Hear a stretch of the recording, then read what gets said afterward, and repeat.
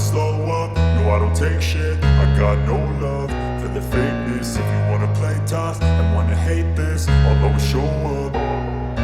I don't ever slow up, no I don't take shit. I got no love for the fakeness. If you wanna play tough and wanna hate this, I'll always show up and make a statement. I don't ever slow up, no I don't take shit. I got no love for the fakeness. If you wanna play tough and wanna hate this, I'll always show up and make a statement. Everything I do so instinctive and so passionate. Every word I move so descriptive like an adjective. I got a vendetta against people who patented being negative when you should be getting after it. I got facts over tracks, this and that. Spitting slow, spitting fast, I could roast, I could gas. Think I'm okay at last, but I don't know if that can erase all the past. And the pettiness, a reflection of the emptiness. Hilarious, you think you're worth my time, you're delirious. Mysterious, because you hide behind a fake exterior. Inferior, you know I'll always be a bit superior. Get off of me, this ain't no humble brag. I won't. Ô Luiz, bom dia, bom demais, né? Bom dia.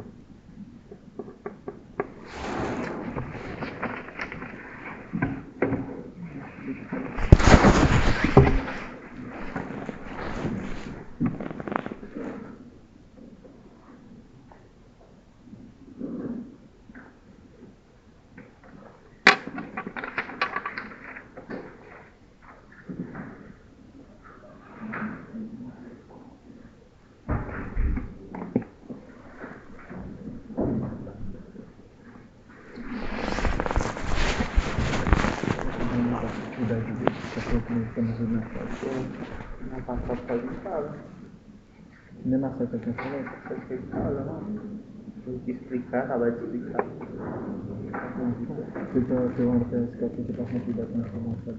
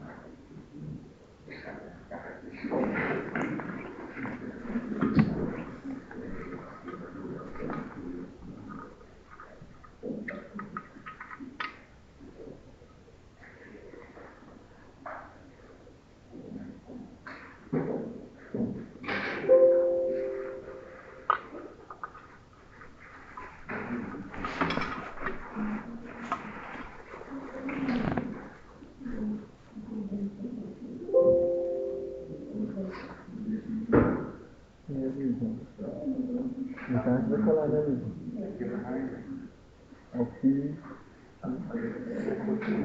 Só pra... Oi?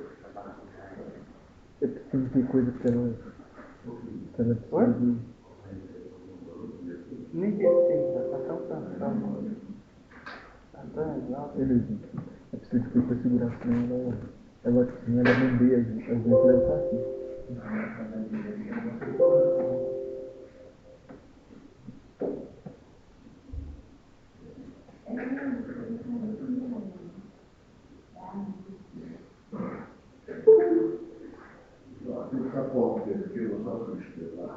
Beleza. Porque não faz uma coisa pra mim de casa, então. Não faz uma coisa lá. Agora mesmo? M1 mais 2. Ou de baixo aqui. Olhar se M1 é mais 2. Do M2. É.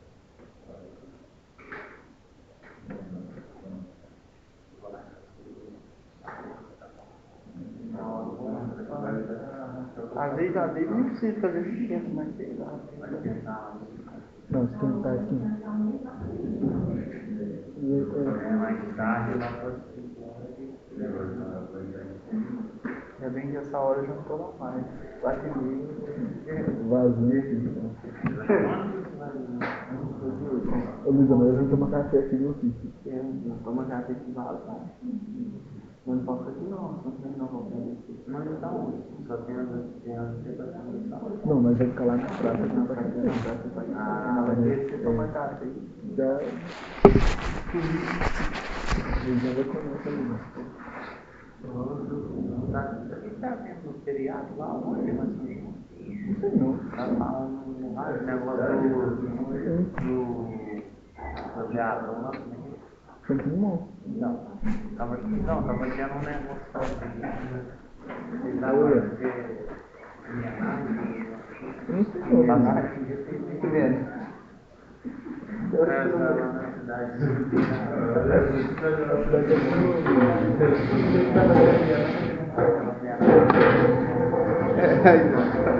Olha, mas cidade é sua.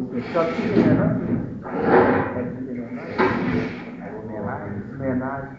Não, tá dando homenagem. Ah, tá. Você tá falando homenagem.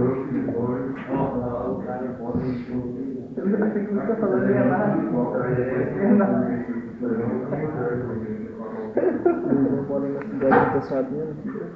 São muito babacena, Luiz. Ele era o filho do Luiz, ô filho. Pô, tu já fez uma da lista lá do serviço? Já mostrei isso, né? Não, sei mais ou menos.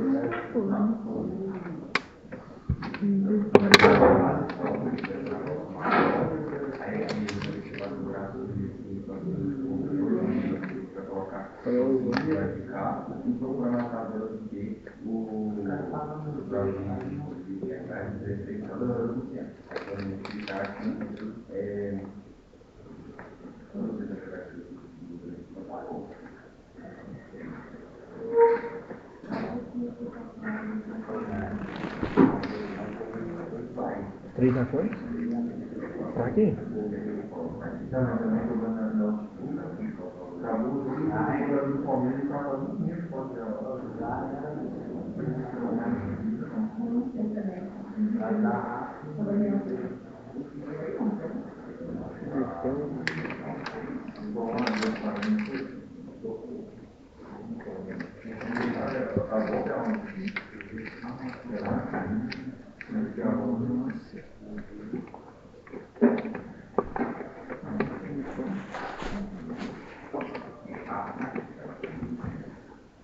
Beleza. Que vinha a palestra ontem, não? Tá certo. Tá mais certo. Tá mais certo, Luizinho. Eles não pensam tanto que você não veio. Ele falou que não é uma foto pra você não. É? Falou. Assim, ele falou. É, não. É, pior que ele falou não. Ele falou assim, não, ele falou assim, não, na outra ele tava viajando, né? Essa aí não sabe não. Ele falou assim, que ainda é normal faltar duas semanas direto, assim. Não, eu tô brincando assim, não, talvez não tenha que na cara, né? Tô brincando isso, não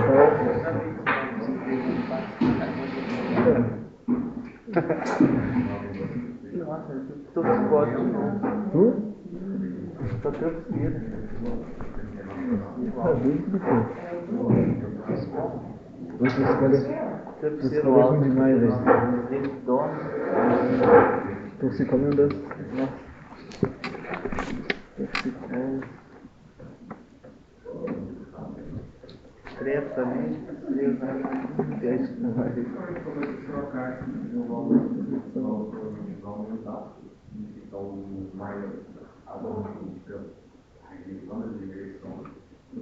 A zona que não é regressão vai aumentar. Isso aqui não é verdade.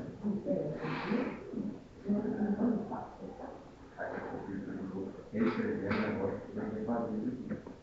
Provavelmente faz uma resenha que não existe. Ô, não, Brasil aí. Eu nunca fiz tudo passo a passo, igualzinho, não. Só fui. Eu falei, não vou fazer coisa não. Só pra ver como é que é. O jeito de registrar tudo.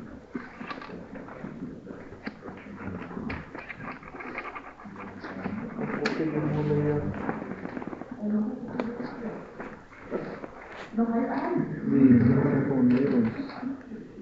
Eu sei que tá Matheus. Isso aí, mas. Hã? Tanto que eu fiz também de volta assim, cara. A gente chega, a gente não consegue fazer nada não. Chegou atrasado, depois de fora, né, cara? Tá doido? Atrasado, né? Esse cara do outro lado foi só 6 horas da tarde. Nossa, mas. Atrasando, e esse 10h40. Mas assim não é só por conta de aluno, não é outras coisas também. Não, tem aluno, mas tem uns alunos que que tentaram nessa escola. Ó, Quase 8 horas vai ter. Luizinho. Eu vim dormindo.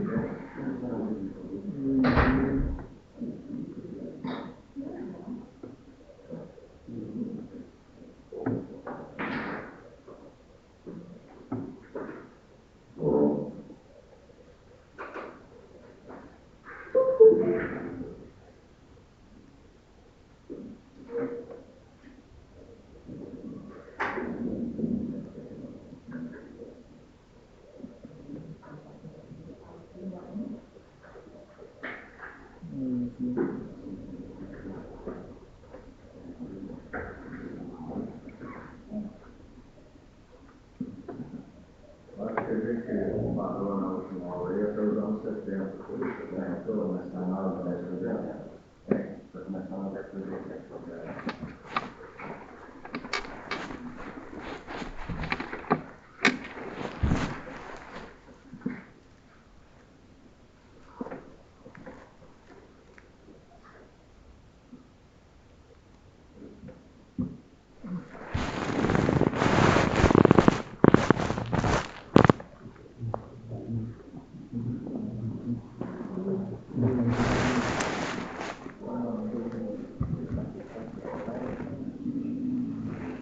Ficou não vai querer isso depois.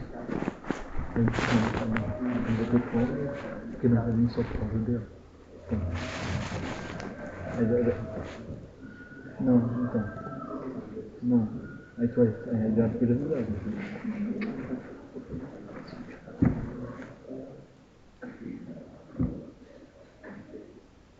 Aí você também me fala, não, na hora não dá pergunta, porque assim, não é muito complicado, né?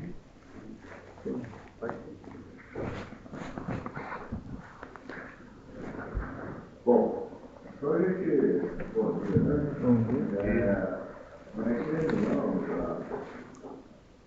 década de 70, foi uma década marcante também para a história da conservação da natureza, com uma mudança de perspectiva, né? Então, as intervenções anteriores da década de 80 para preservação da natureza, na verdade, tinham por objetivo, desde o século XVI, quando a gente começou a falar lá das primeiras ações de Portugal para proteger o território brasileiro, tinham por objetivo a preservação de recursos.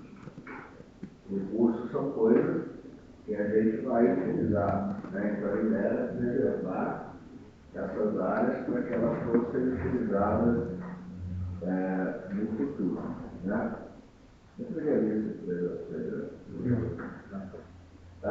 Isso dá uma interpretação muito clara de como a sociedade via a natureza, né? A sociedade via a natureza como um valor utilitário, ou seja, algo que precisasse ser utilizado, ainda que já houvesse aquela discussão, né?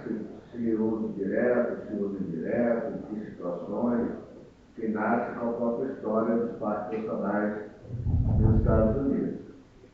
Mas, ao longo da década de 70, por tudo aquilo que a gente viu, começa a despertar na sociedade uma outra forma de se pensar a conservação da natureza. A natureza deixa de ser vista simplesmente como um recurso a ser explorado e passa a ser visto como um patrimônio a ser preservado e protegido, né? Essa ideia de ver a natureza como patrimônio traz uma série de novos significados, como, por exemplo, entender que a natureza tem um valor intrínseco a ela, que tem um valor que independe de qualquer outro que a gente possa atribuir a ela. Ou seja, a natureza, a gente não precisa ficar justificando por que o bicho, porque era muito comum antigamente, né? Por que o bicho existe, né? Para que serve determinado animal? Que era exatamente uma visão antropocêntrica, como se nós estivéssemos acima da natureza e os outros bichos tivessem valor apenas, bichos humanos tivessem valor apenas se eles nos prestassem algum serviço, né? Tanto é que tinha aquela ideia de bichos benéficos, né? Bichos que não eram benéficos, maléficos e tal, alguma coisa nesse sentido. Mas esse despertar para essa natureza como patrimônio e entender esse valor intrínseco dela vai acontecer ao longo da década de 80. E exatamente na década de 80, então, que a Unesco ela propõe o que ficou conhecido como Estratégia Mundial para a Conservação. Um documento publicado pela Unesco na década de 80 e que trazia algumas reflexões importantes. A primeira, a percepção, isso ficou mais claro, a gente viu vários exemplos ao longo da década de 70, né, que existia uma crescente destruição dos esgotamentos e recursos naturais essenciais à sobrevivência do homem, né? Então isso é um ponto importante, né? A gente chega na década de 80 com a clareza de que de fato a gente estava perdendo espécies, a gente estava esgotando os recursos naturais, daí a manifestação do Clube de Roma, né? Uma outra conclusão importante é que as ações para a gente resolver os problemas atuais daquela época e futuros da conservação exigem longo prazo, essa é uma outra percepção importante. Então, qualquer ação que a gente tome visando a conservação da natureza, nós vamos ter resultados provavelmente que nós não veremos, né? A história climática é um belo exemplo disso. Se a gente parasse de emitir carbono 100% hoje, mesmo assim a temperatura da Terra continuaria aumentando nos próximos 150 anos. Ou seja, a gente só teria algum resultado daqui a um século e meio. Isso por quê? Porque o tempo da natureza é diferente do nosso, né? Então, uma geração nossa, de 80, 100 anos, não significa nada para a natureza. A natureza trabalha em escalas muito maiores de tempo. E isso é um desafio, porque a gente precisa ter a percepção de que nós não vamos ver os resultados das nossas ações. Né? E isso exige um nível de filosofia de vida que não é que qualquer um consegue ter. Acho que os orientais têm muito, por exemplo. Né?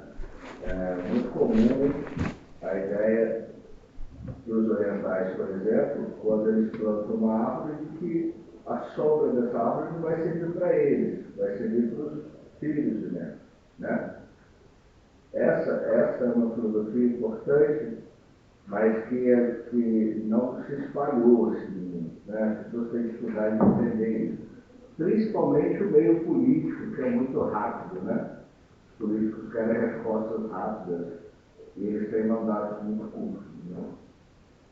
E uma outra percepção importante que a Unesco traz é que as questões ambientais, como a gente já tinha visto também em algumas conferências na década de 70, elas são transfronteiriças. Né? Elas não obedecem a limites geográficos e políticos. Então, a poluição que o Brasil emite não fica só no Brasil. Né? A poluição que a Europa emite não fica só na Europa. Isso impacta todos os países, o mundo como um todo. Então, é preciso ter ações conectadas entre diferentes povos. Daí a importância de convenções. Como a gente não pode estabelecer uma lei mundial, porque os países são autônomos, né? A gente trabalha com a estratégia das convenções, que são espaços onde os países negociam coisas que eles se comprometem a cumprir. Mas se não cumprir, eles não vão ser punidos por isso, ou diretamente punidos. Né? Mas a Unesco traz essas discussões e essas reflexões ao longo dos anos 80. E é exatamente ao longo dos anos 80 que vai se formalizar o chamado princípio moderno de conservação, que prevê, segundo esse documento, que o consumo dos recursos deve ser equivalente à capacidade de renovação dos ecossistemas, ou seja, a nossa capacidade de consumir não pode colocar em risco as futuras gerações. Né? Então, a gente, enquanto sociedade, a gente não tem direito de esgotar os recursos para as próximas gerações. Esse princípio é a base daquilo que a gente vai chamar sustentabilidade. Né? Mas o termo sustentabilidade vai aparecer só depois, né? Não aparece aqui. Bom, também foi na década de 80 que nós tivemos um resgate da palavra diversidade biológica. Lembra que a palavra diversidade biológica apareceu pela primeira vez no livro O Fundamento da Arca, lá na década de 70, mas não se popularizou. A palavra diversidade biológica, ou depois ela se popularizou ainda mais como biodiversidade, vai se popularizar a partir da década de 80, sobretudo com os trabalhos dos professores Michael Soule, que escreveu esse livro. Né? O Soule é um dos pais da biologia da conservação, né? Escreveu a biologia da conservação, e muito também graças ao trabalho do professor Thomas Lovejoy. Então, esses dois são os grandes responsáveis pela popularização do termo diversidade biológica ou biodiversidade. O professor Thomas Lovejoy, ele tem uma relação muito bacana com o Brasil, Brasil porque ele trabalhou no Brasil. Ele morou no Brasil durante um tempo. O professor Thomas Lovejoy conseguiu autorização do governo brasileiro para fazer alguns experimentos na Amazônia. Então, ele experimentou o impacto da fragmentação das florestas sobre a biodiversidade. Ele criou vários fragmentos de diferentes tamanhos e formas, desmatou algumas áreas, né? E viu o impacto disso. O trabalho dele, até hoje, esse laboratório vivo no meio da floresta, até hoje existe, até hoje vai gerando resultados, né? Porque são estudados todos desde macacos a plantas, micro-organismos, tudo, até hoje dá bons resultados. Mas o professor Thomas Lovejoy, ele, na década de 80, em 1980, ele alerta para a intensidade do impacto das ações humanas sobre os sistemas biológicos do planeta, argumentando que a redução da diversidade biológica era uma questão fundamental do nosso tempo. Então, hoje, a gente entende melhor isso, mas na década de 80 isso ainda era um princípio importante dessa observação. E ele populariza esse termo num cenário político curioso, né? Nós estávamos sob o impacto das atividades humanas que estavam sendo amplificadas pelo crescimento da população e isso afetando diretamente o ambiente com uma degradação cada vez mais rápida e generalizada. Então, sobretudo na década de 80, em que no Brasil, especialmente, havia uma discussão, e aí vamos lembrar de Cubatão, que eu comentei na aula passada. Cubatão é o ícone dessa história, né? Lembra aquela cidade muito rica, mas a cidade mais poluída do mundo, com pessoas, crianças nascendo sem cérebro, altos índices de doenças respiratórias. Cubatão é o ícone dessa contradição entre modelos de crescimento econômico sem pensar na natureza, né?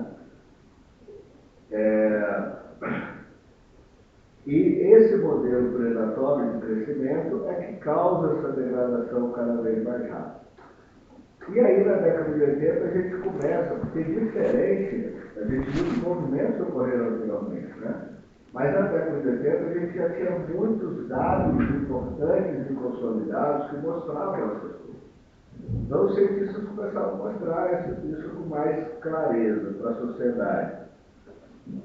Em 1982, o professor Mair, talvez tenha sido o último grande biólogo da história, né?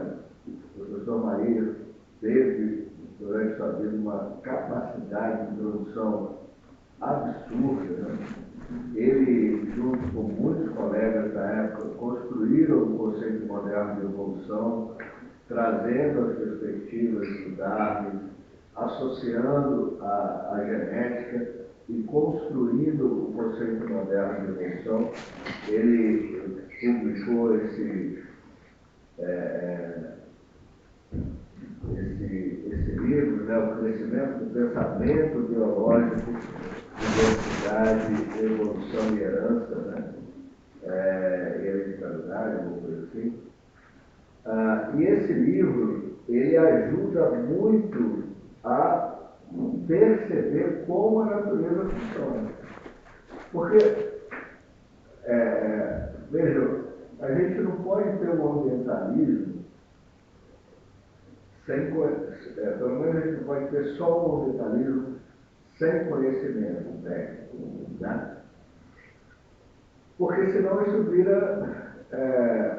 fica desacreditado. A gente, quando tem uma batalha como a que nós temos há 30 anos, para tentar convencer as pessoas que é importante se preocupar com a degradação da natureza e que é importante conservar a natureza, a gente tem que ter argumentos fortes e técnicos para mostrar isso. Porque a ideia de abraçar a árvore, né, de torcer pelo urso panda, ou, né, de recolher lixo na praia, são ações importantes, mas elas não mudam o conceito da sociedade. Elas são ações, às vezes, que envolvem muitas pessoas, mas elas são ações pontuais. Você, por exemplo, chegar na Semana do Meio Ambiente ou chegar em qualquer evento e distribuir mudas. A maioria das pessoas pegam essas mudas e vão jogar fora, ou não tem o que fazer com elas, porque não moram em apartamentos, não vão plantar. Ou seja, um tipo de ação que pode ter um resultado de um movimento de grande número de pessoas, pontualmente, mas que não gera resultado para médio e longo prazo. Então, é importante que a gente, no Brasil mesmo, por exemplo, a gente, desde o nosso início, a gente apostou nessa outra estratégia. Quer dizer, a gente não sai fazendo campanhas, a gente até fez, mas sai fazendo campanhas por aí, né? O nosso investimento todo é na formação das pessoas. Então, a gente prefere ter menos pessoas conosco por mais tempo sendo tecnicamente formadas. Então, ao longo desses 30 anos, aí foram quase 5.000 pessoas participaram dos nossos cursos, das nossas atividades. Ora, um grande evento, uma passeata no Rio de Janeiro, reúne 5.000 pessoas em dia fácil. Mas qual é o impacto real que essas pessoas têm quando aquele movimento acaba? Isso é uma percepção. Eu estou dizendo tudo isso porque a ideia de conservação ela depende necessariamente desse conhecimento técnico, desse princípio, para você poder justificar para as pessoas por que a Amazônia é importante. Não adianta você chegar e falar, é importante preservar a Amazônia. E saber te perguntar, por quê? O que a gente quer ver com a Amazônia? Você vai saber explicar? E se você não souber explicar, falar porque ela é importante. Mas tudo bem, mas por que ela é importante? Por que a gente tem que se preocupar com a Amazônia? Em que a perda da Amazônia impacta a minha vida? Impacta a economia do país? Se você não souber responder essas perguntas, o seu discurso cai por terra e não vale nada. Muito pelo contrário, as pessoas nunca mais vão querer te ouvir. Tá? Então, essa transição da produção do conhecimento, onde a gente começou a entender como a natureza funciona, né? O que significa, de fato, a extinção de populações, não só de espécies, né? O que a partir das ideias de evolução, qual o impacto que extinções locais têm nos processos evolutivos, consequentemente na renovação das espécies.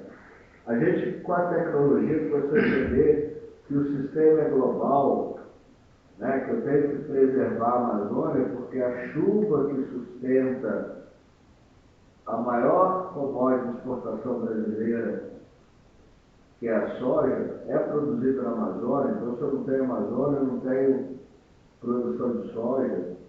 Se eu não tenho a Amazônia que regula o volume de chuvas do sul, principalmente, se eu não tenho a Amazônia, a gente vai ter mais chuvas e mais secas extremas no sul do Brasil. Na Amazônia estão estocadas milhares de vírus, bactérias, que, se forem colocados expostos à humanidade, vão gerar novas pandemias. Esse tipo de coisa que a gente tem que dizer para as pessoas. Porque ficar fantasiando a Amazônia como algo que a gente nunca foi, né, para quem nunca foi, e nunca viu, mas que é importante que todo mundo fale que não resolve tudo. Né? Então, esse conhecimento científico foi muito importante na década de 80. E eu peguei algumas citações desse livro que eu acho que são importantes. Olha, dificilmente qualquer aspecto da vida é mais característico do que a sua quase ilimitada diversidade. Essa é uma percepção muito importante. A natureza, ela se estabeleceu em torno do conceito de diversidade. Então, o que sustenta o equilíbrio natural é a diversidade, porque a diversidade, a gente vai ver isso depois, a diversidade é que mantém o que a gente chama de homeostase. Né? E é graças a essa complexidade, a homeostase é o estado de equilíbrio, né? É que mantém o estado de equilíbrio da natureza. Só que a gente, as nossas práticas históricas, fez exatamente o contrário. A gente pegou algo que a natureza nos deu, que era biodiverso, e reduziu a algo que é simples. Vou dar um exemplo bem fácil de você entender. A gente tinha dezenas de tipos de variedades de milhos na natureza. Provavelmente vocês só viram milhos amarelos ao longo da sua vida. Por quê? Porque, historicamente, a sociedade humana escolheu esse milho amarelo para cultivar só ele e ignorar os outros. Isso, ou seja, a gente tinha dezenas de variedades, hoje praticamente nenhuma. Isso significa biosimplificação. Ou seja, a gente age de forma contrária ao que a natureza nos deu. A natureza nos deu biodiversidade. A gente pega essa diversidade e simplifica ela. Obviamente, isso não vai dar certo, porque o que mantém o sistema funcionando é a biodiversidade. Então, esse é um dos impactos mais significativos, além de outros impactos, como a questão da segurança alimentar. E o Maí também diz, com certeza, dificilmente existe um processo biológico ou um fenômeno em que a diversidade não esteja implicada. Então, a diversidade é a base da vida. É o que sustenta o nosso sistema, é o que sustenta a vida do planeta. Né? Bom, isso tudo começa a mexer com aspectos sociais. Então, embora a gente tenha tido a primeira conferência mundial de meio ambiente em 1972, foi em 1983 que a ONU criou uma comissão chamada Comissão Mundial sobre o Meio Ambiente e Desenvolvimento, veja o termo, né? Meio Ambiente e Desenvolvimento, mostrando que aquele discurso que na década de 80 ainda tinha, de que ou a gente investe no desenvolvimento econômico ou a gente investe na natureza. Principalmente no Brasil, essa discussão era muito forte, né? E o Brasil tinha essa política. Não, eu quero crescer independente de ter poluição. Poluição a gente resolve depois. Só que isso não é possível, né? Você não consegue sustentar um modelo de desenvolvimento ou crescimento com a natureza degradada. Não é possível que isso aconteça. Então a ONU, entendendo isso já no início de 1983, cria a Comissão Mundial sobre o Meio Ambiente e Desenvolvimento e chama uma mulher muito forte, uma liderança muito importante, a primeira-ministra da Noruega na época, a Gro Harlem Brundtland, para liderar esse processo, para liderar esse documento.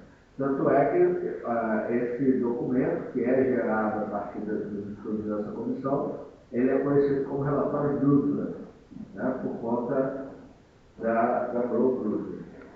Essa comissão se instala em 1983, em 1987 ele vira um documento chamado Nosso Futuro Comum, ou Relatório Brundtland, como eu falei.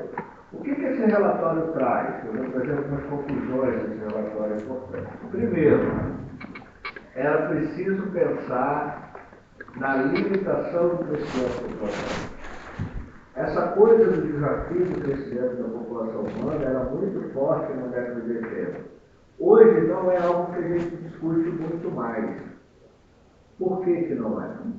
Porque, primeiro, a gente entendeu que não é só uma questão de tamanho.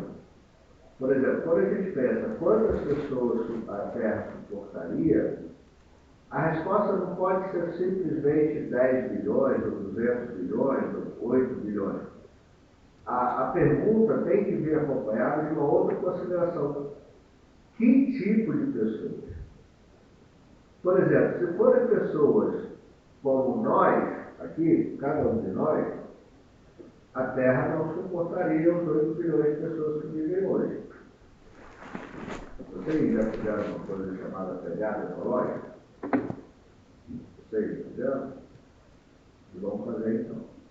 Vocês vão ver que se todo mundo vivesse como você vive, um planeta só não sustentaria. Bom, eu estou falando de nós, pessoas comuns. Imagina se todos fossem esses influencers malucos que ganham milhões de reais e só fazem bobagem. E que o mundo sustenta no político. A Terra não aguentaria 1 bilhão dessas figuras exóticas. Né? Então não é uma questão só de quantas pessoas são, mas é uma questão de relação com o consumo.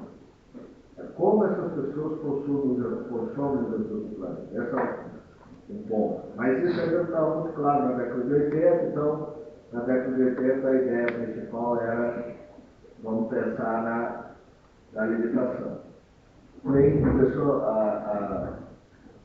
uma discussão muito forte, por exemplo, sobre contraceptivos, né? O uso de preservativos, a popularização das pílulas anticoncepcionais, que era um tabu, né? Isso tudo começa a se popularizar nesse momento. Outro ponto importante é a garantia dos recursos básicos a longo prazo: água, alimento e energia. 3 desafios. Né? Água potável, que está cada vez mais rara. Veja o que eu disse que a água potável está cada vez mais rara. A água é um recurso que não acaba, né? Mas água de qualidade acaba. E água bem distribuída acaba. A água não acaba não. Né? Nós estamos no planeta acabado. Alimento, quanto maior a população, como a gente consegue aumentar a capacidade de produção de alimento, de qualidade, de novo, né? Porque alimentar com um monte de agrotóxicos, a gente consegue, mas a que preço, a que custo, né? Para a saúde. E energia, que é o grande desafio, né? Energia, como gerar energia para sustentar uma população cada vez mais crescente. Preservação da biodiversidade dos ecossistemas, entendendo então que para manter a qualidade de vida era preciso garantir a preservação da natureza e dos ecossistemas.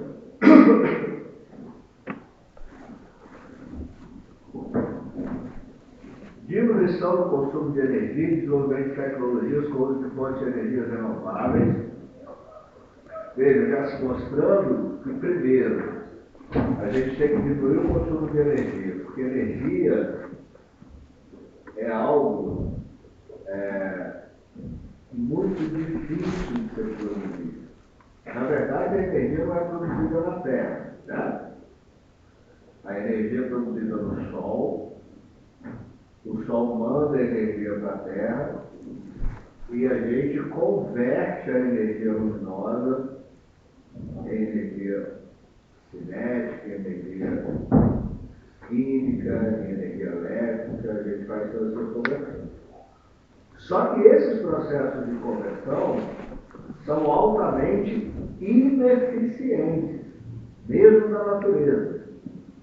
Quer dizer, a natureza, que é o modelo mais eficiente que a gente tem, consegue converter apenas 10% de toda a energia que ela recebe. Ou seja, 90% da energia que chega na Terra simplesmente volta para o espaço. Só 10% retido no sistema. Imagina a gente conversando isso, né? Cada conversão disso, a gente vai perdendo a maior parte da forma de calor. Então, é preciso diminuir o consumo de energia, isso é fundamental. Mas como você desenvolve o país diminuindo a energia? É um desafio, né? Como você aumenta o número de fábricas, de indústrias que demandam energia e diminuindo a energia? A solução seria buscar o que a gente chama de fontes renováveis, né? Por exemplo, capturar direto do sol. Esse é um exemplo. Só que isso também traz impactos para a sociedade. Não existe energia, esse discurso de que energia limpa, primeiro, não existe. Qualquer modelo de produção de energia vai trazer impactos ambientais e sociais. Qualquer um deles.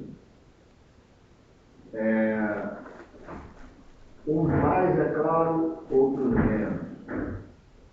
Mas qualquer um vai. Agora, sem dúvida, energias consideradas renováveis são menos impactantes.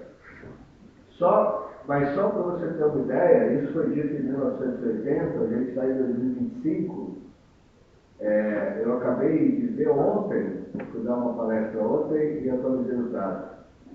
O mundo só usa 15% de toda a energia energia renovável. Ou seja, mais 30 anos depois, 40 anos depois, a gente não avançou nessa linha. Né? Então, isso é um desafio bastante significativo. Aumento da produção industrial nos países não industrializados, com base em tecnologias ecologicamente adaptadas. Esse relatório também mostrou que existem dois mundos diferentes, né? Um mundo no hemisfério norte fortemente industrializado e altamente degradado, com pouco potencial natural, e a gente tinha no hemisfério sul muito pouco industrializado, mas com muitas áreas ainda naturais e com menor degradação. Então o relatório vai dizer o seguinte: nós precisamos equalizar essa diferença, trazer tecnologia para o hemisfério sul, mas sem o mesmo modus operandi do que foi no hemisfério norte, ou seja, utilizando o potencial natural dos países pouco industrializados do sul. Isso é um ponto importante também. Uma outra questão que o relatório trata, que é importante, é o controle da urbanização desordenada e integração entre campos e cidades menores. É claro que esse processo de urbanização, no Brasil, ele é muito pontual, né? O Brasil tem menos de 1% do seu território em áreas urbanas, é muito pouco. Mas isso, 80% disso está localizado em apenas um bioma brasileiro, que é a Mata Atlântica. Né? E aí, 70% da população brasileira vive em apenas um bioma, que é a Mata Atlântica. Não é à toa que a Mata Atlântica é um dos biomas mais ameaçados do mundo. Né? Eles só restaram 7% de Mata Atlântica em boa qualidade. Originalmente, se a gente pegar a Mata Atlântica original, restaram só 3%. Essa é a recuperação. Agora, esse processo é ainda mais sério na Europa, que é um país forte, que são países fortemente industrializados, e nos Estados Unidos. Né? Esse processo de urbanização gera os desafios de gestão ambiental urbana, né? Porque há um aumento da geração de lixo, por exemplo, que acaba sendo jogado nas áreas naturais, causando queimadas, enfim, uma série de problemas. Você tem um problema no fornecimento de água de qualidade para essas pessoas. Você tem disseminação de doenças, em setores áreas muito urbanizadas, você pode ter cidade, a doença se espalha mais rapidamente. E tem o problema do fornecimento de energia, né, para essas populações também. Então, por isso, é importante controlar esse processo, tentando mitigar o fluxo de pessoas da zona rural para as áreas urbanas, o que significa dar às pessoas nas áreas rurais condições de ter boa qualidade de vida. Então, por que as pessoas saem do interior e vão para as capitais, ou saem da zona rural e vão para a cidade? Porque elas não têm saúde de qualidade, não têm educação de qualidade, não têm disponibilidade de emprego, não têm recursos ali, né? Então a gente teria que mudar essa lógica e integrar melhor a cidade, significa levar esses pacotes urbanos para dentro desses pequenos locais. E, por fim, chama atenção para o atendimento das necessidades básicas, né? É o que eu acabei de falar, ter saúde de qualidade, ter escola de qualidade, ter moradia disponível para as pessoas. Então, o relatório Brundtland é um relatório que populariza o conceito de desenvolvimento sustentável. É muito importante a gente entender isso, porque desenvolvimento sustentável ou sustentabilidade, como alguns preferiram falar depois, é um conceito que se vulgarizou muito na sociedade. Então, todo mundo fala de sustentabilidade, mas poucos estão efetivamente praticando sustentabilidade. Então, vamos tentar entender o que é. Primeiro, a comissão, ela concordou que era preciso encontrar uma interface entre a conservação da natureza, que é o que eles chamaram de ambiente ecológico, com a economia e com a sociedade. Né? Ou seja, essas relações é que convergem para uma ideia de sustentabilidade. Então, eu tenho que ter uma economia que respeite a natureza e que respeite a sociedade, ou seja, seja equitativo, que seja um desenvolvimento para todos, né? Essa relação da sociedade com a natureza tem que ser uma relação suportável, né? De maneira que a gente não esgote todos os planetas. E a gente tem que dar visibilidade para a natureza no ambiente econômico, né? Além desse desenvolvimento econômico ser viável do ponto de vista ecológico, ou seja, a gente encontrar um modelo de desenvolvimento que não esgotem os recursos, né? Então, em âmbito internacional, se propõe o seguinte método: a adoção da estratégia de um desenvolvimento sustentável pelas organizações de desenvolvimento, órgãos e instituições internacionais de financiamento, ou seja, um modelo baseado nesse tripé. A proteção de ecossistemas supranacionais como Antártica, oceanos e comunidade internacional. Então, a Antártica, por exemplo, é um continente que não pertence a país nenhum, né? Mas todo mundo pode ir lá ter sua base de pesquisa e tal. Então, precisa de ter um ordenamento supranacional. O banimento das guerras. Guerras estão muito associadas a conflitos ambientais, né? Ao interesse por recursos ambientais, isso é muito evidente, né? Sem falar dos danos que uma guerra causa aos ambientes naturais, e a implantação de um programa de desenvolvimento sustentável pela ONU, que vai resultar vai fortalecer, na verdade, o PNUD, que já tinha sido criado uma década antes, que é o Programa das Nações Unidas para o Meio Ambiente. Né? Então, o que é esse desenvolvimento sustentável? O conceito é esse aqui, ó. Desenvolvimento sustentável é a atividade que harmoniza o imperativo crescimento econômico com a promoção da equidade social e a preservação do patrimônio natural, garantindo assim que as necessidades das atuais gerações sejam atendidas sem comprometer o atendimento das necessidades futuras. Então, a exploração de petróleo é sustentável? Não tem jeito de ser. Mineração é sustentável? Não tem jeito de ser. Porque petróleo, por exemplo, a gente tem uma estimativa aí que se o Brasil começar realmente a exploração de petróleo na margem equatorial lá da Amazônia, a gente vai ter petróleo para mais 38 anos. Ou seja, eu espero estar vivo daqui a 38 anos. Isso é possível. Talvez antes de eu morrer o petróleo no mundo acabe. Não tem sustentabilidade. Mineração é a mesma coisa. Mineração ela retira o produto, o minério até acabar e vai embora, deixa para lá o restante.